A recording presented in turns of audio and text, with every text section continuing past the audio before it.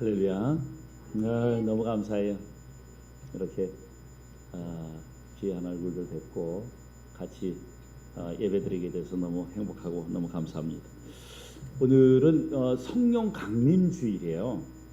해마다 우리가 이제 성령 강림 주일을 맞이하게 되는데 교회력이 있어서 교회력에 이렇게 따라서 쭉 제가 설교를 많이 맞춰서 하게 되는데 오순절 성령 강림 주일이 이제 시작되는 거죠. 성령 강림이 시작되는 거예요. 그래서 이 성령 강림 주일에 설교를 해마다 한 번씩 하게 되죠. 성령이 어떤 분이신가, 성령님이 어떤 분이신가에 대해서 설교를 하는데 성령님이 어떤 분이세요? 제가 질문을 해보면 대답들을 잘 못해요. 여러분 성령님이 어떤 분이십니까? 그냥 대답을 하는 분들을 보면 성부 하나님, 성자 하나님, 성령 하나님 삼위일체 가운데 한 분이세요. 뭐 이 정도 그냥 대답하시는 분들이 대부분이에요 보면. 그래서 오늘은 성령님이 어떤 분이신가를 좀 여러분들에게 같이 좀 이렇게 이야기를 좀 나누고 그 가운데서 성령 하나님께서 오늘 본문 말씀 의지해서 어떻게 우리들에게 말씀하고 계시는가, 성령님은 어떻게 우리를 통하여서 역사하시고 운행하시는가, 그리고 나는 성령의 충만함을 받아서 어떻게 살아가야 할 것인가, 이러한 것들을 같이 좀 생각하는 시간이 되었으면 좋겠습니다. 기독교에서 성령님은 조금 전에 말씀드린 것처럼 성부 하나님, 성자 하나님, 그리고 성령 하나님, 이렇게 삼위의 하나님을 삼위일체 하나님이라고 하는 거 다 알고 계시잖아요. 근데 성령님은 우리가 느끼는 것처럼 성령 하나님을 직접 보지는 못하거든요. 영이시기 때문에. 성령이에요. 보이지 않아요. 에어컨을 틀어놔서 지금 바람이 이렇게 오는데 바람이 불다 보니까 자꾸만 이게 성경책이 이렇게 날아가. 그래서 제가 이렇게 눌렀어요. 그런데 바람이 보여요? 안 보이거든요. 바람이 있는 것은 알겠어요. 바람이 있으니까 하여튼 이 성경 책장도 이렇게 넘어가고 그러거든요. 있긴 있는데 눈에 보이진 않아요. 또 제가 특별한 경험을 한번 한 일이 있는데 제가 벼락을 맞을 뻔한 일이 있습니다. 뭐 거의 맞은 거나 다름없는데 하여튼 그 시골에 있을 때 벼락이 갑자기 제 옆에서 벼락이 떨어졌어요. 근데 얼마나 소리가 큰지 따당 소리가 나는 거예요. 엄청 소리가 크고 옆에서 안 나니까 뭐 귀 고막이 터질 것처럼 그렇게 소리가 굉장히 크게 따당 소리가 나는 거예요. 그런데 다행히도 벼락이 저한테 안 떨어지고 옆에 떨어졌어요. 옆에. 그래가지고 그런데 제가 거기 서 있을 때 떨어지면서 거기에서 나오는 기운이 있어요. 열기, 그 전기, 그 느낌이 있어요. 저한테 뭐라 그래 설명을 잘 못하겠어요. 하여튼 전기 기운이 있어요. 뭔가 그냥 저한테 확 쏘는 그런 기운이 있어요. 제가 확 넘어갔어요. 날라가 떨어졌어요. 그래도 제가 살아서 여러분들과 함께 이렇게 얼굴을 대하고 있습니다. 보통 사람이 아니에요. 제가 맞을 뻔한 사람이에요. 그런데 바람도 그렇고 이 낙뢰와 같은 이 천둥도 그렇고 번개 같은 것도 그렇고 거기에 강한 기운이 있기는 있어요. 그렇지만 거기는 인격이 없어요. 바람에 인격이 없어요. 바람이 생각하거나 또 감정이 있어가지고 거기에서 감정을 어떻게 표현하거나 그러지 않아요. 바람은 에어컨 틀어놓으면 팬이 돌아가는 대로 바람이 그냥 나와요. 조금 더 빨리 돌아라 리모컨으로 하면 빨리빨리 돌아서 바람이 좀 더 세지고, 조금 약하게 돌아라 그러면 천천히 돌아가고 시키는 대로 해요. 에어컨의 바람은 절대로 스스로 생각해서 움직이지 않아요. 요즘 AI라고 하는 것이 있는데 이 AI도 인격은 없어요. 그런데 성령님은 인격이 그 안에 담겨져 있어요. 성령님 눈에 보이지 않지만 우리의 마음을 움직여요. 그래서 예수님께서 말씀하시기를 성령님을 보혜사 성령님이라고 그렇게 말씀을 하십니다. 이유는 눈에 보이지는 않지만 우리 곁에 우리를 돕는 자라서, 보혜사라는 말은 돕는 자, 위로자 이런 의미를 가지고 있어요. 그러니까 성령님은 우리를 돕는 분이세요. 우리를 위로하시는 분, 우리를 바른 길로 이끌어 주시는 분이 바로 성령님이신 것이죠. 그 성령님께서 우리와 함께 하세요. 자, 그리고 우리가 일상에서 이제 성령의 역사를 느끼려면 어떻게 하면 느낄 수 있을까요? 정말 성령을 하나님께서 나와 함께 하시는가? 함께 하신다는 것을 우리들이 많이 들었어요. 설교를 듣고 또 교회를 다니면서 너무나도 많이 들어봤는데 정말로 일상생활에서 성령 하나님께서 나와 함께 하시는가? 여러분들 성령 하나님께서 나와 함께 하시는 것을 경험해 보셨어요? 그 증거가 뭐예요? 우리가 이것을 이야기해 보면 조금 성령 하나님께서 나와 함께 하시는 것을 내가 믿고 아멘 고백은 하긴 하는데 막상 이야기하라고 하면 뭐라고 대답을 해야 될지 잘 모르겠어요. 근데 성령의 역사는 반드시 뭐 그냥 이렇게 우리가 그냥 성령의 역사가 있었습니다. 뭐 병이 낫고 그래서 병 고치는 은사가 있고 기적이 일어나고 이것을 우리는 성령의 나타나심, 성령의 역사라고 그렇게 많이들 생각해요. 막 신비로운 어떤 일들이 일어나는 것. 근데 성령의 역사하심은 그렇게 신비롭고 극적인 어떤 현상을 나타내는 것이 아닙니다. 오히려 일상 속에서 아주 세밀하게 따뜻하게 우리에게 성령의 나타나심을 경험하게 해주세요. 그리고 설명할 수 없는 평강이 내 마음속에 이렇게 다가와요. 내가 근심되는 일이 있어요. 걱정스러운 일이 있어요. 그래서 마음에 근심과 걱정이 이렇게 있었는데 어느 날 기도하는데 기도했더니 마음의 평강이 확 찾아와요. 환경이 바뀐 게 아니에요. 상황이 바뀐 것이 아니에요. 근데 마음의 평강이 확 찾아와서 내 마음의 평강이 내 마음을 주장하게 되고 그러면서 이상하게 걱정과 근심이 내 마음속에서 사라지는 역사가 일어나요. 근데 그것을 들여다봤더니 성령 하나님께서 함께 하셨다는 사실을 발견하게 되는 거지요. 성경을 갖다 읽다 보니까 옛날에는 성경을 읽을 때 그 똑같은 말씀을 반복해서 계속 읽었는데도 불구하고 잘 몰랐는데 어느 날 그 성경 말씀 여러 번 읽었던 것인데도 그때는 잘 몰랐는데 어느 날 말씀이 내 마음속에 확 다가오면서 그 말씀이 내 마음을 감동시켜 주는 거예요. 그래가지고 이 성경을 읽다 보니까 내 마음에 감동이 되어지고 그 구절이 특별하게 살아계신 하나님의 말씀으로 내 마음속에 확 와닿는 거예요. 설교를 들을 때도 마찬가지. 설교만 들으면 이상하게 찬송할 때는 멀쩡했는데 설교 시간이 시작되자마자 졸리기 시작해요. 평소에는 그랬는데 이상하게 어느 날 설교를 듣다 보니 갑자기 설교 말씀이 은혜가 되기 시작하고 마음에 감동이 되어지고 막 그러는 거예요. 성령 하나님께서 역사하신다는 증거인 거죠. 누군가 길을 걷다 보니까 평소에는 뭐 폐지를 짓고 그냥 가니까 누가 좀 도와주세요. 까똑 좀 도와주세요. 누군가가 막 어렵게 그냥 리어커를 끌고 가고 구름말을 끌고 가고 계세요. 평소에는 그냥 늘 하시는 분들이니까 그러면서 그냥 지나쳤었는데 어느 날 긍휼의 마음이 그 마음속에 생겨서 좀 같이 도와줘야 되겠다. 밀어줘야 되겠다. 이런 마음이 마음속에서 자꾸만 들어오는 거예요. 그러면서 내 마음속에 무엇인가 도와줘야 되겠다는 그런 마음이 내 마음속에 싹 흘러들어와요. 평소에 느끼지 못했던 것들이 들어오는 거죠. 성령 하나님께서 내 마음을 주장하시기 때문에 이러한 일들이 일어나게 되는 거죠. 내가 성령의 인도함을 받고 있다는 가장 확실한 증거는 어떤 방언이나 어떤 환상 이러한 것을 보는 것이 성령께서 나와 함께 하신다고 하는 어떤 현상이라고 말할 수 없어요. 그것보다 더 중요한 것은 우리가 갈라디아서 5장에 있는 말씀을 보면 알아요. 갈라디아서 5장에 보면 성령의 9가지 열매가 등장을 하거든요. 그 9가지 열매를 갖다 보면 그 9가지 열매 사랑, 희랑, 화평, 뭐 오래 참음, 자비, 양선, 충성, 온유, 절제 뭐 이러한 성령의 9가지 열매가 있거든요. 근데 그것을 가만히 들여다보면 그 안에 뭐가 들어있냐면 이상하게도 그 안에는 성품이 담겨져 있어요. 사랑이라고 하는 성품, 인격이 그 안에 희락, 화평, 평안함이 있어요. 다. 절제, 오래 참음, 온유 다 그 안에 이것이 거기에서 막 귀신이 쫓아나갔어요. 병든 자가 고침을 받았어요. 이런 기적이 일어났어요. 성령께서 나와 함께 하시는가 봐요. 우리는 그것이 성령이 나와 함께 하시는 줄 알았더니 성령의 열매를 보니까 사랑, 희랑, 화평, 오래 참음, 자비, 양선, 충성, 온유, 절제 이것들이 가만히 봤더니 거기에는 성품이 담겨져 있다는 사실을 우리들이 발견하게 되죠. 성령께서 나와 함께 하시면 내가 사랑하게 되는구나. 긍휼히 여기는 마음을 갖게 되는구나. 오래 참게 되는구나. 때로는 내가 무엇인가 세상적인 욕심에 의하여서 그렇게 선뜻 움직였었는데 이것은 내가 절제하게 되는구나.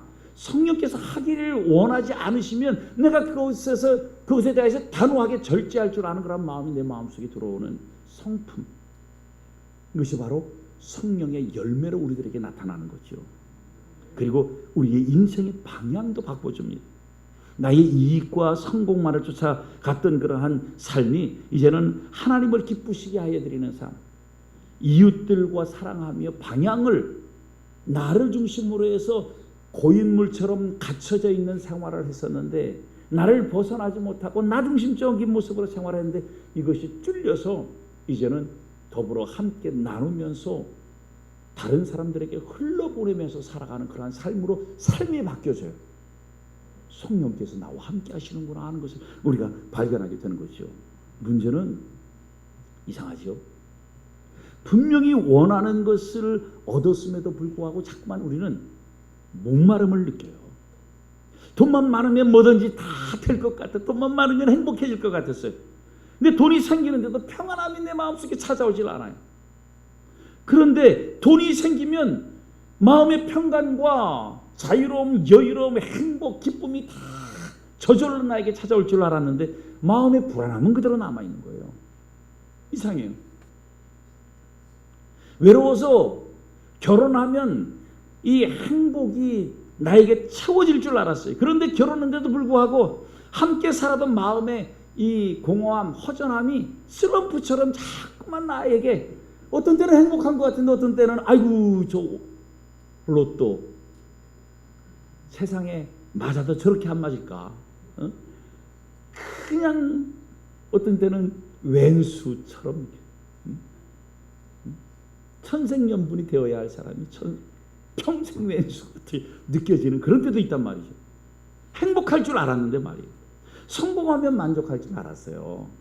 그런데 높은 자리에 올라가 보니까 내가 목표했던 대학에 가고 내가 목표했던 직장에 취직하고 내가 목표했던 자리에 올라앉고 하면은 행복할 줄 알았는데 그것을 이루고 난 다음에 도리어 더 공허함이 내 마음속에 밀려 들어와요.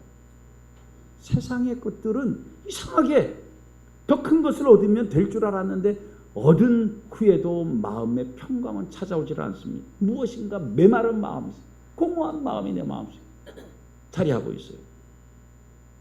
왜 이렇게 메말라 하면서 갈증을 느낄까요?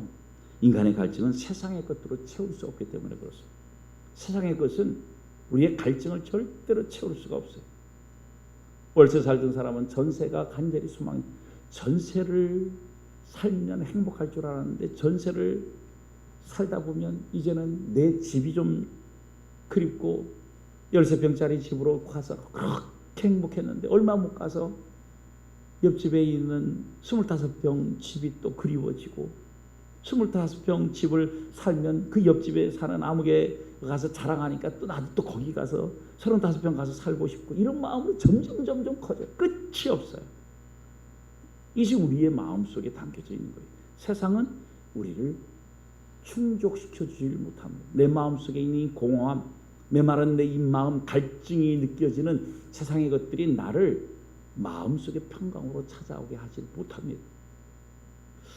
얼마 전에 우리 교회 장로님, 이면혜 장로님인데 장로님이 오셔서 제 사무실에서 커피를 한잔 마셨어요. 장로님이 걱정스러운 그런 웃으면서 이야기를 하는데 속으로는 좀 걱정스러운 그러한 마음이 거기 담겨져 있는 것이죠. 회사 이야기를 하는데 정권이 바뀌면서 이제 KT 다니시니까 낙하산 CEO가 왔어요. 사장이 그냥 낙하산으로 왔어요. 그러다 보니까 자기 실적 내고 싶어가지고 부서를 다 통폐합하고 그러니까 보직을 또 이동을 해야 되고 통폐합하다 보니까 여기저기 있던 것을 하나로 모으다 보니까 그 자리 하나는 또 없어져야 되고 이쪽에 있던 것을 저쪽으로 옮겨야 되고 이렇게 그냥 하다 보니까 결국은 자기 자리가 없어지기도 하고 또 여기에서 근무하던 사람이 다른 지사로 또 옮겨가야 되기도 하고 이 직원들이 막 불안해하는 거예요. 장로님은 마찬가지로 불안하죠. 어수선하고 헷갈리는 거예요. 실적 내려고 그렇게 하는 것인데 말이에요. 그래서 그 안에 들여다보면 인간의 한계가 있구나 하는 것을 발견하게 돼요. 우리 인간의 영혼은 오직 하나님께로부터만 진정한 축복, 채워지는 은혜, 마르지 않는 생수를 경험할 수가 있습니다. 오늘 본문으로 들어가서 말씀을 봐봐요. 예수님께서 초막절 마지막 날 수많은 군중들 앞에 서서 이렇게 표현해요. 37절 말씀해 보니까 이렇게 표현해요. 명절 끝날 곧 큰 날에 예수께서 서서 일어서서 외쳐 이르시되, 같이 한번 읽어볼까요? 그 다음 같이 읽어봐요. 시작. 누구든지 목마르거든 내게로 와서 마시라. 예수님께서 누구든지 목마르거든 내게 들어와서 마셔라 말씀하고 있는 거예요. 사실은 이 초막절 절기에는 무엇을 하냐면 예루살렘 성전이 있는데 거기서 초막절 절기를 지키면서 제사를 지내요. 제사를 지내야 되는데 초막절이라고 하는 것은 그들의 조상들이 애굽을 탈출해 나와서 광야 생활하면서 초막을 짓고 살았거든요.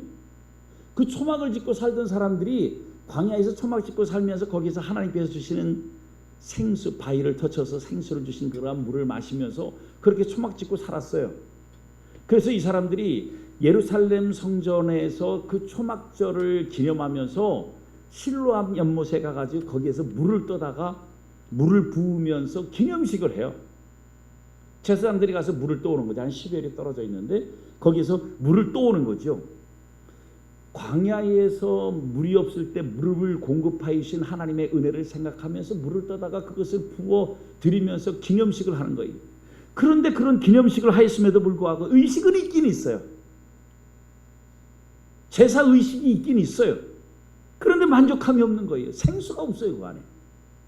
그들의 마음속에 종교의식은 있어요. 유대 종교의식은 있었어요. 그런데 진정한 목마름을 해결할 수 있는 생수가 그 안에 없는 거예요. 사람들의 마음에는 여전히 목말라 하는, 메말라 있는 심령으로 있는 거예요. 그들을 향해서 예수님께서 말씀하는 거지요. 그들의 영혼은 아직도 가라에서 메말라 있습니다. 그 메말라 있는 그 영혼들을 향해서 예수님께서 누구든지 목마르거든 내게로 와서 마시라 말씀하고 계세요. 누구든지 목마르거든 내게로 와서 마시라. 왜 이런 말씀을 하셨을까요?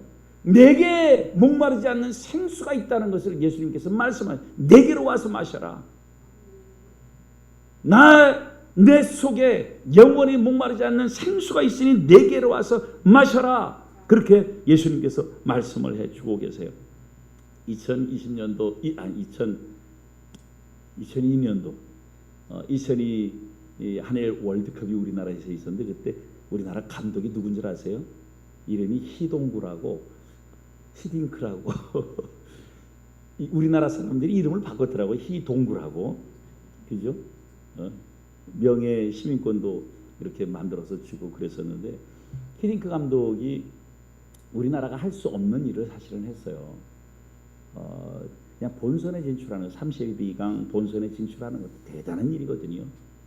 그런데 32강에서 16강에 올라서고 8강에 올라서고 나중엔 4강까지 갔잖아요. 우리나라 역사상 다시 4강까지 올라가는 일이 또 있을까? 거의 불가능해요. 근데 그때는 4강까지 올라갔거든요. 그런데 16강, 8강 올라가면서 히딩크 감독이 뭐라고 그러냐면 난 아직도 배고프다는 거예요. 그 무슨 말이에요? 아직도 갈증을 느낀다는 거예요. 더 이기고 싶다는 거죠. 야, 히딩크 감독이 욕심도 많아요. 그런데 우리 안에도 이러한 마음이 누구에게나 다 자리하고 있어요. 여러분, 혹시 여기 계신 여러분들께서도 아직 무엇인가 내 안에 채워지지 않는 것들을 채우기 위해서 다른 곳에서 우물을 찾고 있지 않습니까? 지금 저 부사동 오거리 이런 데 가보면 우리 지금 골목에도 왔다 갔다 하시던데 선거철만 되면 파란 피켓, 빨간 피켓 들고 막 분지 누구 좀 뽑아주세요. 이 명함가 이거 좀 찍어주세요. 그러면서 막 명함도 돌리고 피켓도 들고 확성기 들고서 막 노래도 이상한 노래도 부르고 하여튼간 막 시끌시끌해요. 뭐 하는 거예요 지금? 이 사람들이 나 뽑아달래요. 나도 한번 높아보고 싶다는 거죠. 나도 자리 한번 차지해 보고 싶다는 얘기죠. 그런데 물질로나 쾌락으로나 성공으로나 사람에게 인정받는 것은 결국은 목마름을 해결할 수가 없어요. 결국은 그 사람들은 그것을 이루었다 할지라도 결국은 그 갈증을 해결할 방법이 없습니다. 예레미야 2장 13절에서 말씀합니다. 그들은 터진 웅덩이를 팠다고 그럽니다. 하나님을 떠난 모든 민족은 만족함을 누리지 못했습니다. 하나님을 떠나서는 만족함을 누릴 수가 없어요. 저와 여러분들도 마찬가지예요. 하나님을 떠나서는 아무리 시끌벅적하고 많은 사람들에게 자기가 높임을 받아서 당선돼서 꽃다발 들고 축하하는 그런 기쁨이 잠시는 있을런지 모르지만 결국은 터진 웅덩이와 같은 그러한 삶을 사는 거예요. 결국은 가라앉아 채워지지 않고 텅 빈 마음을 결국은 경험하게 될 겁니다. 예수님께서 말씀하십니다. 그러한 사람들이 내게로 와서 마시라고 말씀하고 계세요. 놀라운 것은 예수님께서 이 율법으로나 노력으로 오라고 말씀하지 않고 내게로 와서 나에게 마셔라 예수님께서 말씀하시잖아요. 왜 내게로 오라고 말씀하십니까? 예수님 자신이 바로 생명이기 때문에 그 안에 생명수 강이 들어있어서 그런 겁니다. 예수님께서 요한복음에서 예수님은 반복해서 자신을 선언합니다. 나는 생명의 떡이다. 나는 선한 목자다. 나는 길이요 진리요 생명이다. 나는 세상의 빛이다. 나는 양의 문이다. 이 여러 가지로 예수님께서 자기 자신을 나타내는 말씀을 하고 계시거든요. 그런데 38절 우리 함께 읽어볼게요. 38절 함께 읽습니다. 함께 읽습니다. 시작. 나를 믿는 자는 성경의 이름과 같이 그 배에서 생수의 강이 흘러나오리라. 여기 생수의 강이 흘러나오리라 말씀 가지고 오늘 말씀의 주제를 생수의 강이라고 말씀의 주제를 정했어요. 사마리아 여인이 요한복음 4장에서 보면 등장을 합니다. 이 사마리아 여인 이분 여러분들도 뭐 하도 설교를 많이 듣고 또 많이 성경을 읽고 해서 사마리아 여인이 어떤 여인인가 할 거예요. 이 여인은 남편이 5이나 있었어요.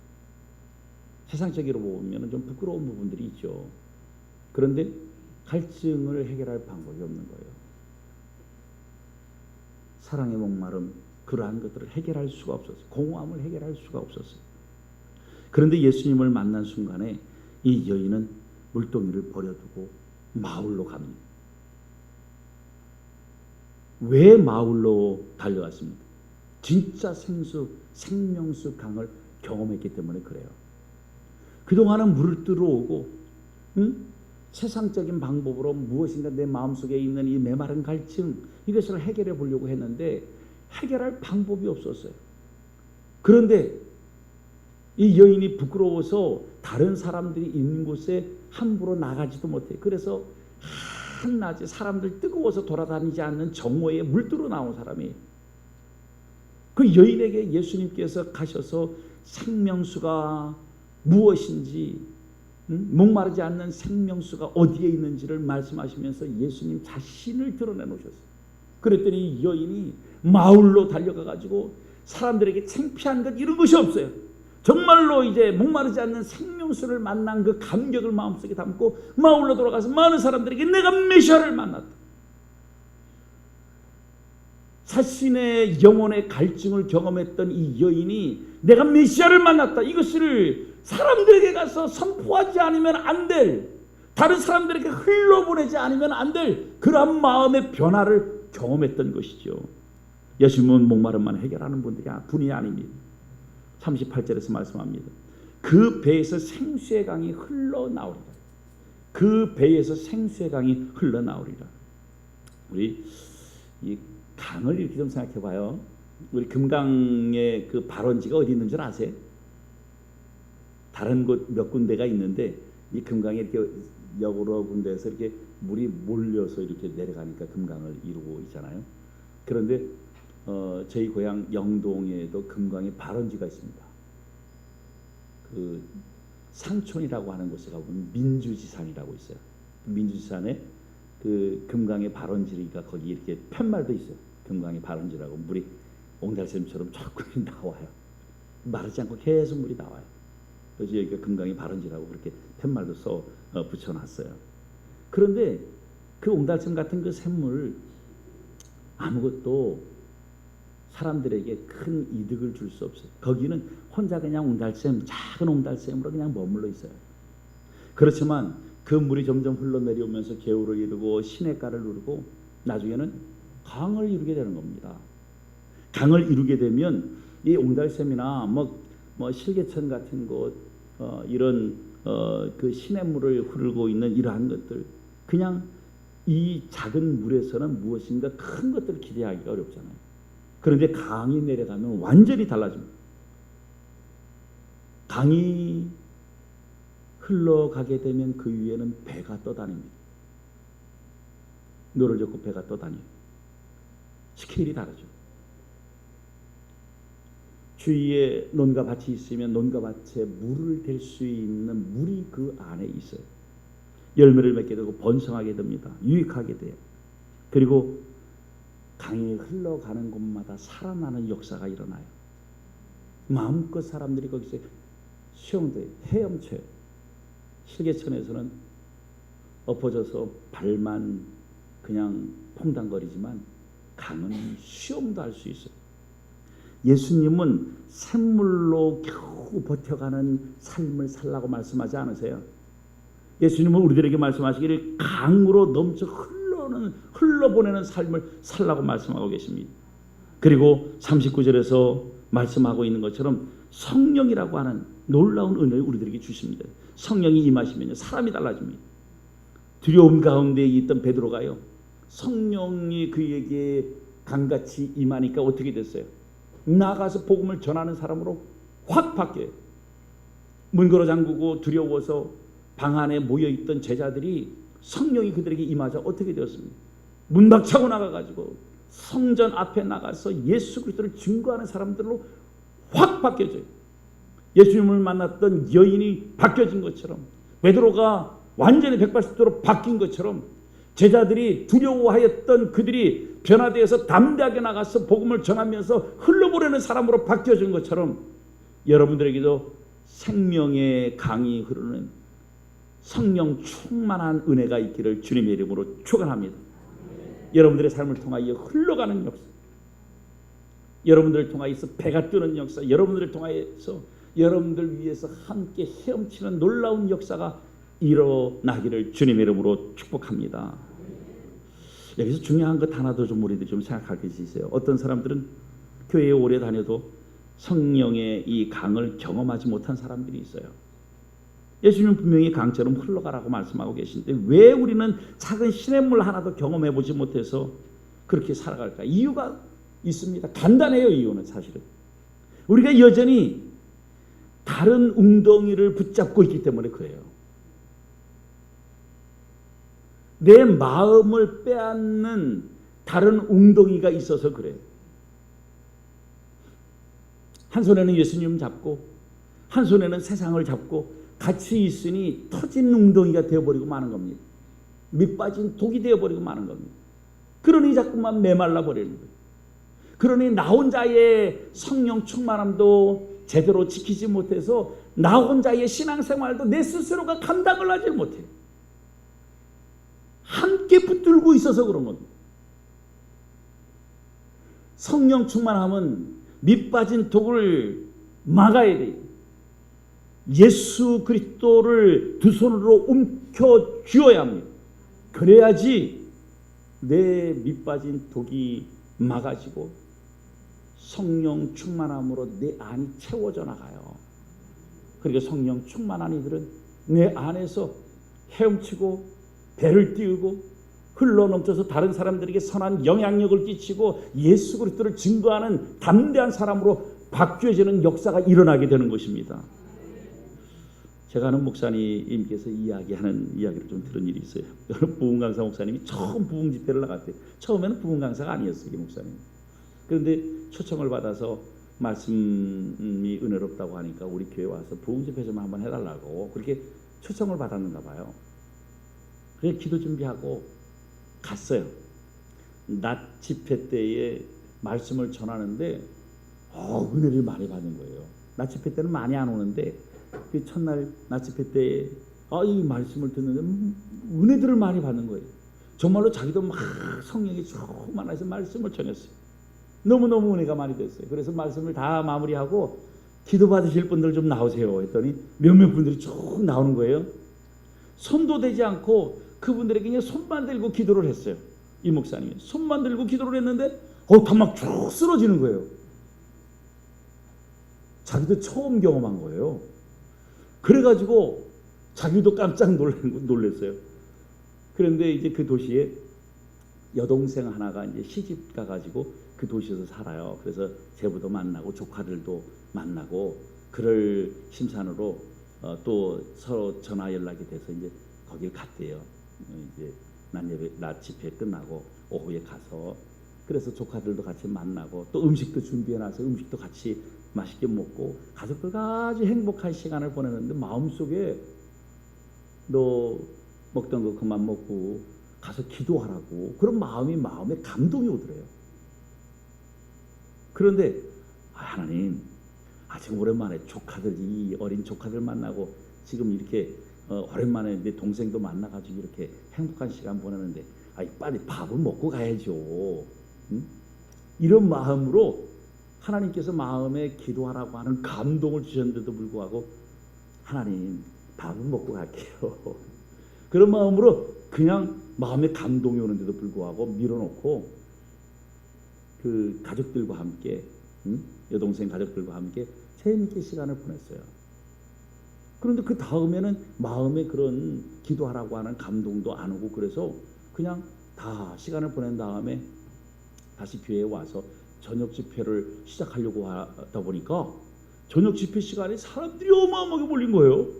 낮 집회 때의 말씀이 은혜가 되었고 기도하는데 놀라운 역사가 일어났다고 막 사람들이 소문을 내가지고 굉장히 많이 막 가득 모였대요. 그런데 말씀을 전하려고 하니까 내가 무슨 말을 하는지를 모르겠더래요. 다음에는 내가 어떤 소리를 해야 할지를 모르겠더래요. 그래가지고 죽을 썼답니다. 아주 죽을 썼대요. 그러면서 그 목사님이 하시는 말씀이 성령 하나님께서 내 마음에 감동을 주실 때에 그때에 바로 밥을 먹다가도 밥 먹는 것도 중단하고 와서 기도를 하고 준비를 했어야 되는데 그걸 하지 못하고 여동생네 가족들과 함께 재미있게 시간 보낸 다음에 와서 집회를 하려고 하니까 그때의 성령의 감동 따라 말씀하여 주신 것을 순종하지 않았던 것이 그날 저녁 집회를 아주 망쳐버린 원인이었다고 하는 사실을 이 목사님이 고백을 하더랍니다. 여러분, 때로는 우리들에게 하나님께서 말씀하시는 것이 있어요. 내게로 와서 마셔라. 우리 주님께서 말씀하시면 그 말씀 앞에 순종하는 모습이 있어요. 지금 마셔라. 지금 기도해라. 지금 나에게 와라. 우리 주님께서 마음속에 감동을 주세요. 잔잔한 것들로 여러분들에게 감동을 주세요. 지금도 여러분들 말씀을 들으면서 야, 나도 정말로 기도도 많이 해야 되겠구나. 열심히 정말 이제 앞으로는 빠지지 않고 열심히 예배에 참여해야 되겠구나. 이러한 마음의 감동이 여러분들의 마음속에 있으면 하나님께서 내 마음속에 감동하여 주시는 하나님의 말씀으로 받는 은혜가 있길 바랍니다. 성령 하나님께서 내 마음속에 지금 말씀하고 계시는 것이거든요. 그런데 집을 돌아가 보니 집에 또 어수선하게 막 이것저것 널려져 있고 예배드리고 가봤더니 이 아들내미들 또 집안 식구들이 막 어질러 놓으니까 우리 여자분들 나는 맨날 청소하는 사람인가? 이렇게 어질러 놓으면 나는 그냥 맨날 청소만 해야 되는가? 그 받았던 은혜가 싹 사라지고 그냥 짜증으로 바뀌고 내 마음속에 성령 하나님께서 감동하여 주신 그 감동을 마음속에 담는 은혜가 있기를 축복합니다. 본문에서 예수님께서 말씀을 하신 것처럼 내게로 와서 마시라 말씀하신 예수님의 말씀. 예수님의 말씀은 아주 단순합니다.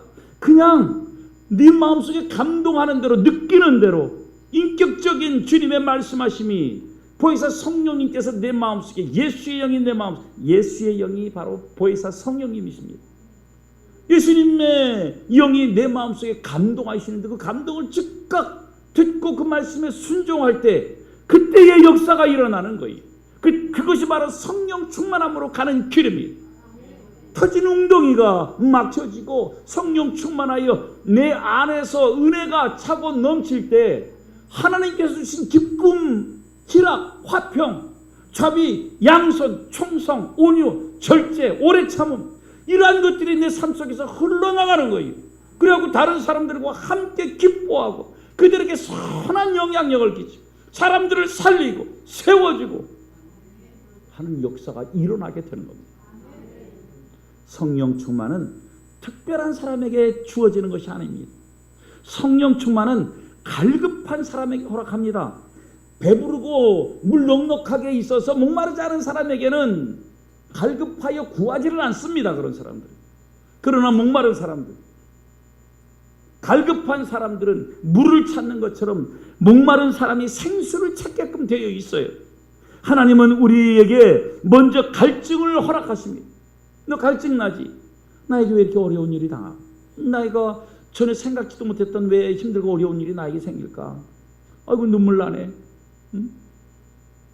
이런 일이 우리에게 생기면 그것이 바로 내가 영적인 갈증을 느끼게 하시는 하나님의 말씀하십니다. 너 나한테 기도하라고 말씀하시는 것이구나. 응? 생수를 찾으라고 말씀하시는 것이구나. 내 마음속에 감동이 오면 그 감동에 순종하여 그 앞에서 기도할 때에 그 갈증이 해결되어지는 거예요. 생수를 찾기 원하시는 하나님께서 우리들에게 주신 시험도 있을 수 있는 겁니다. 이제는 여러분들의 삶을 어떻게 살겠습니까? 혼자만 만족한 삶을 살겠습니까? 이제는 흘러보내는 삶을 살아가는 은혜가 있기를 축복합니다. 여러분들의 가정에 성령의 강물이 흐르기를 바랍니다. 여러분들의 직장에도 성령의 강물이 흐르는 은혜가 있기를 축복합니다.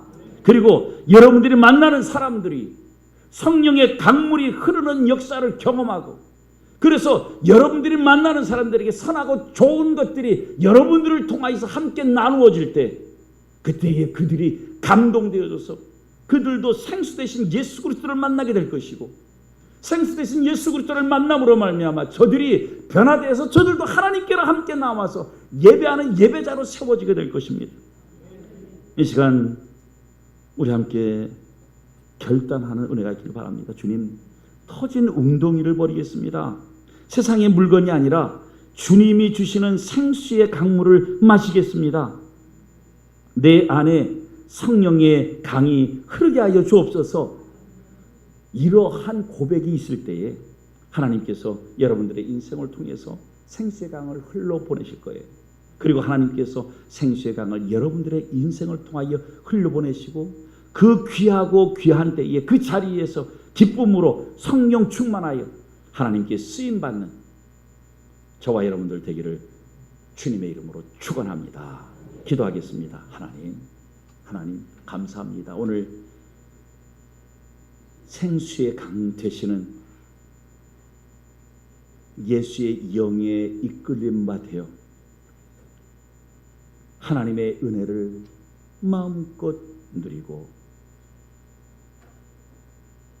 생명수 강에서 마음껏 헤엄치고 그 은혜를 마음껏 풍족하게 누리며 내 안에 말씀하시는 감동 따라 순종하며 살아가는 하나님의 백성의 삶이 되어지기를 원하오니 붙들어 주시고 사용하여 주시고 인도하여 주옵소서. 예수님의 이름으로 기도합니다. 아멘.